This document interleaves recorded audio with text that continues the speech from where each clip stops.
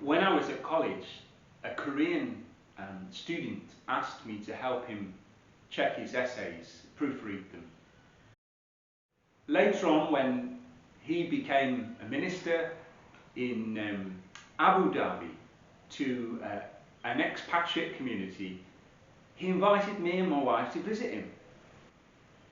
I had a huge shock when I got there because church happened not really on Sundays but on Friday. Christians in that context call God, the Christian God, Allah. However, I found it all very disorientating. And this shock, this culture shock, is something I've experienced in other places. If you imagine an onion that has different layers, our own cultural values are a little bit like this.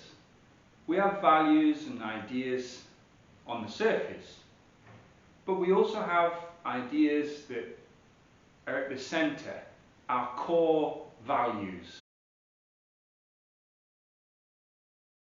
If our core values are challenged, we get very upset and it causes us distress or shock.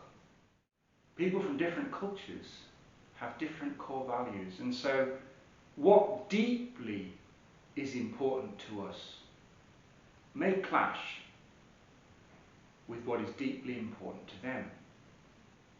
Let's give a few examples.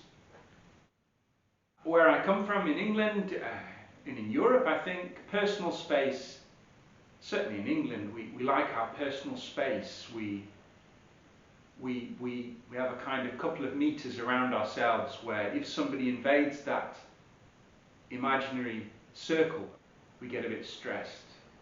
However, in other cultures, the idea of personal space is different, and indeed has to be different because of the way in which life is there. So in some cultures, personal space is not such a big deal, and you may find people very close to you on a bus, and so if you get upset by that, try not to react, but to recognize that these values are different. Another thing I found difficult was money. In church, people will often have fundraising in which they'll call out an amount and people will go up and give that amount. In England, often we're very secretive about what we give and don't like to tell anybody about it. But often the case that in other contexts and other cultures, when giving money, it would be something that might be done publicly, or indeed there is a sense of responsibility, particularly for those who are more financially well off, to almost demonstrate that they are giving back to the community or to the church. I found this extremely hard to digest and to deal with, coming from a Western background, an English background. Where I'm from, if it's mine as an individual. It's my possession or it's my money. But in some cultures, it doesn't really work like that. Somebody's personal possessions may belong not to them, but to their family or to their community or their extended wider network. So that if they have something, it's not theirs, but it belongs to the wider community. Now we, going into a context like that, from a much more individualistic culture, if somebody sort of takes something that's ours, or we think is ours, we may get very upset because our core values tell us that personal property and its infringement is well, it's not good. But in that culture, it might be that sharing what we have with others is so important that the idea of personal property doesn't really exist. Of course, when we encounter these realities, we might get upset because our core values are being challenged. However, it's very important not to react, but to ensure we spend plenty of time each day reflecting on this if we're in another culture, so that we can digest this stuff without reacting suddenly. Another thing that certainly in England is very important is forming a queue if you want a service, or if you're at the post office you form a queue, or if you're at a government office you form a queue. It's not the case in all cultures. The idea of forming a queue is not necessarily the same in other cultures. So if somebody arrives who's having a difficult day, or is really in a hurry, or for medical reasons really needs to jump the queue, or for other reasons indeed, there isn't necessarily the idea that everybody has to be chronologically in a line, and thus they'll all be there, and it will work its way out one way or another.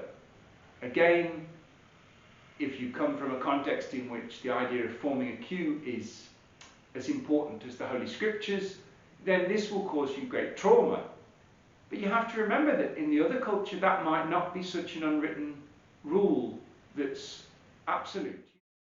When I was 19, I went to Tanzania to work in a secondary school there, and I was immediately confused by the way in which time was very different, in the sense that in England 6 o'clock is 6 o'clock. So if you get up at 6 o'clock in the morning, and I don't know if you do, but if you get up at 6 o'clock in the morning, that's 6 o'clock. And then 7 o'clock in the morning is 7 o'clock.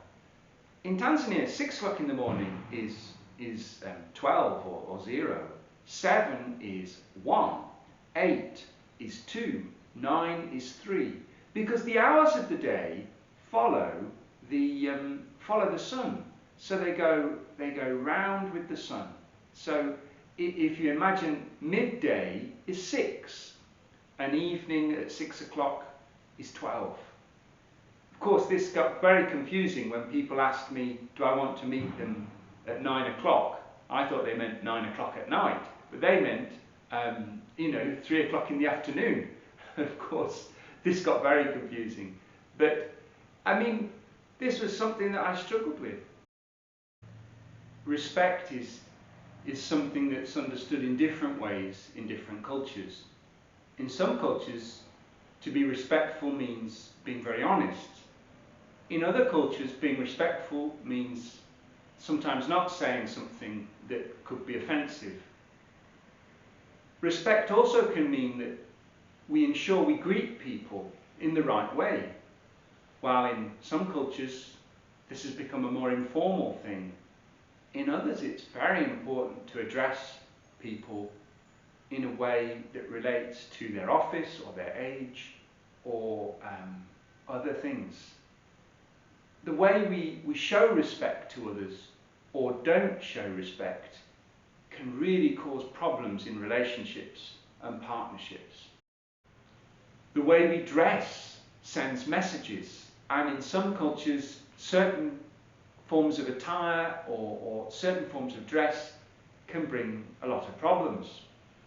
In some contexts, for a man to wear shorts in public implies that they are not a man but a boy. And so if someone who's a teacher or a minister wears shorts, it gives the impression to the people that they don't have respect for themselves. That's an example from Tanzania. But in other cultures, other forms of dress can cause serious offence.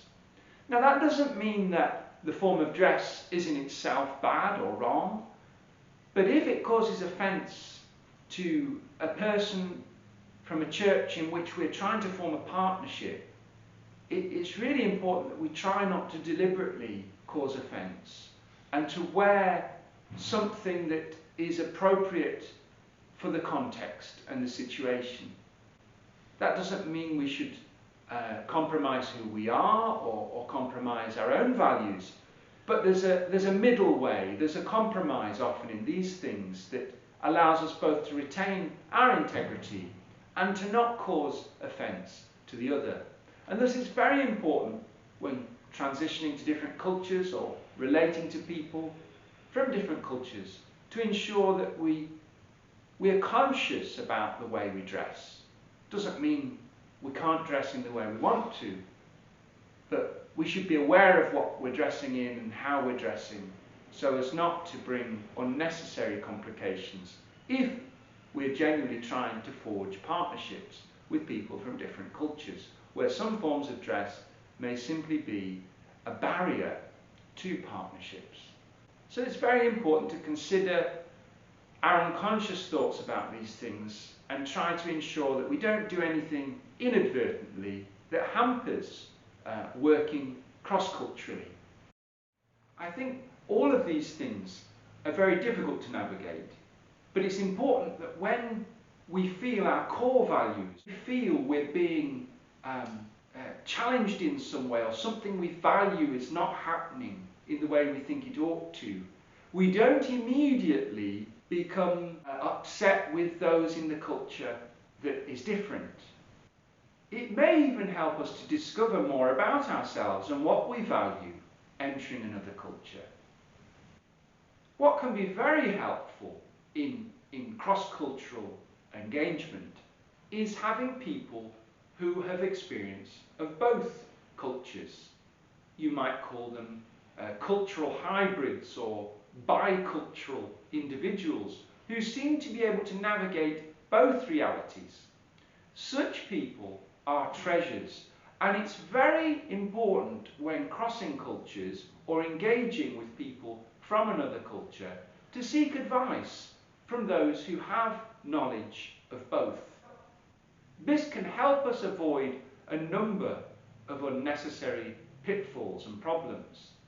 If you find someone who's willing to give you help and advice, who has knowledge of the culture you're going to and your own culture, this will be of immense value and it will help you enormously.